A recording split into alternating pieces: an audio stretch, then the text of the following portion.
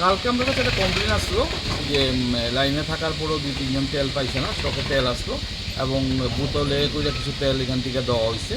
এটা কিছু documentary evidence আমার কাছে আসলো, ফলে আমরা আজকে এই ব্যাপারটাই তদন্ত করতে আইছি এবং পুরো ব্যাপারটা দেখছি। স্যার মানে ঘটনাস্থলে কি ঘটনার সত্যতা পাইছেন কিছু? এমনিতে এখানকার যিনি ম্যানেজার উনি স্বীকার করছেন তার স্টাফরা এইভাবে কালকে দিছে তেলটা বোতলে, এটা পর্যন্ত দিছে। আর আজকে আওয়ার পরে আমরা দেখছি নর্মালি তেল যাইতেছে। কিন্তু স্যার আমার কাছে একটা অভিযোগ যে এই পেট্রোল পাম্পের যিনি ম্যানেজার বিমল বাবু, উনিই নাকি ব্ল্যাক কালারের একটা শেল্টার দিয়ে উনিই তেল বিক্রি করাইতেছেন তেলিয়ামোড়াতে। সেটার ক্ষেত্রে তো আমাদের কাছে কোনো ইনফরমেশন নাই। আমাদের আজকের ফাইন্ডিং সেটা আমরা মহকুমা প্রশাসকের কাছে আমরা রিপোর্ট করবো, পরে ফার্দার যা যা প্রসিডিওর সেটা মহকুমা শাসক যেভাবে করেন আদেশ দিবেন সেভাবেই কাজ হইব। স্যার কোন পেট্রোল পাম্প এটা?